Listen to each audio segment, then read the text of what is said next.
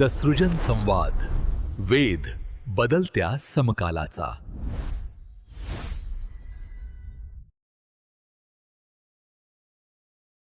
नमस्कार. आज आपण निपुण ॲपबद्दल बोलणार आहोत. लॉग इन करताना येणाऱ्या अडचणी, त्या कशा सोडवायच्या, या सगळ्यावर आपण एकदम सोप्या भाषेत चर्चा करणार आहोत. ओके, चला तर मग सुरुवात करूया एका सगळ्यात महत्त्वाच्या गोष्टीने. हे बघा, निपुण ॲप म्हणजे एक आरसा आहे. तो स्वतः काहीही नवीन माहिती तयार करत नाही. जी काही माहिती शालार्थ आणि युडाईस प्लस या 2 सरकारी पोर्टल्सवर आहे, तीच माहिती तो आपल्याला फक्त दाखवतो. बस इतकंच. आज आपण काय काय बघणार आहोत? तर आधी आपण समजून घेऊ की हे ॲप आहे तरी काय. मग मुख्याध्यापक आणि शिक्षकांनी काय करायचं आहे ते पाहू.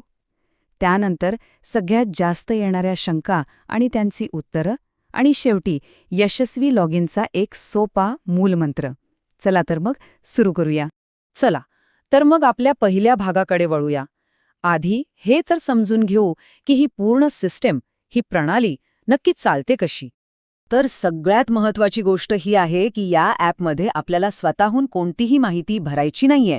म्हणजे शिक्षकांची माहिती असो किंवा विद्यार्थ्यांची, सगळं काही थेट शालार्थ आणि युडाईस प्लस या सरकारी वेबसाईट्सवरून आपोआप घेतलं जातं. त्यामुळे आपलं काम खरं तर खूप सोपं होतं. ठीक आहे, मग आता पुढचा टप्पा. मुख्याध्यापकांची भूमिका इथे सगळ्यात महत्त्वाची आहे. त्यांनी काय करायचं आहे ते आता आपण पाहूया. हे बघा, मुख्याध्यापकांनी ही प्रक्रिया सुरू करायची आहे आणि त्यासाठी या 5 पायऱ्या अगदी याच क्रमाने फॉलो करणं खूप महत्त्वाचं आहे. सगळ्यात आधी शालार्थमधली स्वतःची आणि सगळ्या शिक्षकांची माहिती अपडेट करा. मग त्याला DDOकडून मान्यता घ्या. हे झाल्यावरच शालार्थमध्ये नोंदवलेल्या मोबाईल नंबरने ॲपमध्ये लॉग इन करा. मग शिक्षकांना त्यांच्या तुकडीनुसार नेमा आणि शेवटी सगळा डेटा बरोबर दिसतोय की नाही हे तपासा. हे झालं की बाकीच्यांचं काम एकदम सोपं होऊन जातं. ओके, तर मुख्याध्यापकांचं काम झालं. आता वळूया शिक्षकांकडे. त्यांच्यासाठी ही प्रोसेस कशी आहे? खरं तर खूपच सोपी आहे. शिक्षकांसाठी तर हे काम अगदीच सरळ आहे.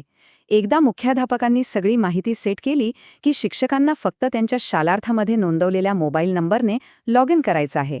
आणि बस, लॉग इन झालं की ते थेट विद्यार्थ्यांच्या चाचण्या घ्यायला सुरुवात करू शकतात. बाकी काही करायची गरजच नाही. चला, आता सगळ्यात महत्त्वाच्या भागाकडे येऊया. तो म्हणजे आपल्याला नेहमी येणाऱ्या अडचणी. आता आपण काही कॉमन प्रश्न आणि त्यांची सोपी उत्तरं पाहू. सगळ्यात पहिली आणि कॉमन अडचण, लॉग इनच होत नाहीये किंवा मोबाईलवर OTP येत नाहीये. मग अशा वेळी काय करायचं? याचं कारण जवळपास नेहमी एकच असतं.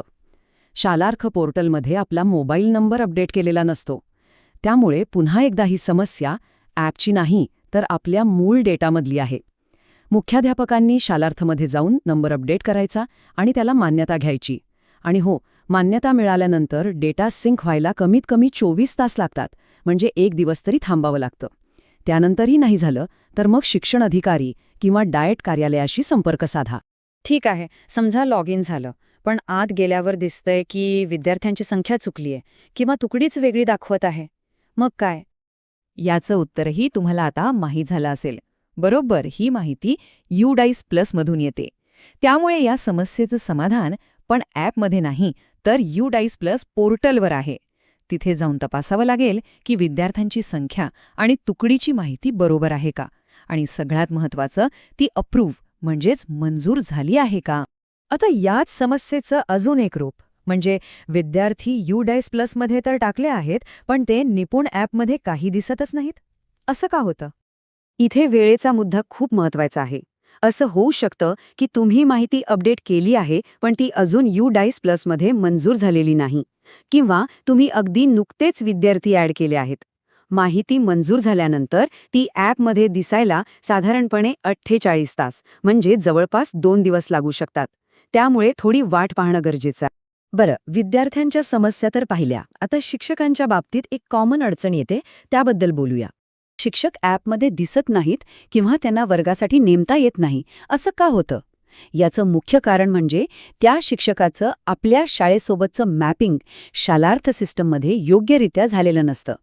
हे काम मुख्याध्यापकांना शालार्थमध्ये जाऊन तपासावं लागेल आणि त्याला मान्यता घ्यावी लागेल, आणि इथेही डेटा सिंक व्हायला 24 ते 48 तास लागतील. आणि आता शेवटची पण एक खूप गोंधळात टाकणारी समस्या, आपल्या शाळेच्या यादीत भलत्याच दुसऱ्या शाळेतल्या शिक्षकाचं नाव दिसतंय. हे कसं काय शक्य आहे?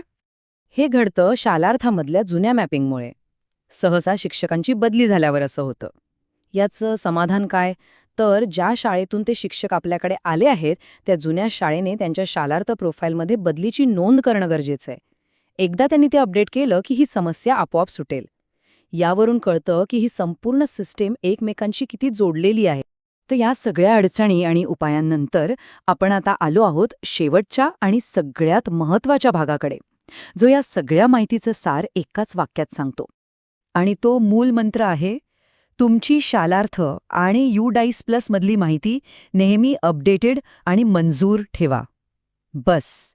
जर या संपूर्ण चर्चेतून एकच गोष्ट लक्षात ठेवायची असेल तर ती ही आहे. तुमचा मूळ डेटा जितका स्वच्छ आणि अचूक असेल तितकाच तुमचा ॲप वापरण्याचा अनुभव सोपा आणि विनात्रास असेल. आणि म्हणूनच जाता जाता एक शेवटचा प्रश्न. आपल्या शाळेचा डेटा आज अपडेटेड आहे का? कारण त्यावरच या निपुण ॲपचं यश आणि आपलं काम सोपं होणं अवलंबून आहे. मनपूर्वक धन्यवाद. भेटूया पुढील व्हिडिओत नव्या विषयासह. आजच द सृजन संवाद या आपल्या चॅनलला सबस्क्राईब करा, लाईक करा, शेअर करा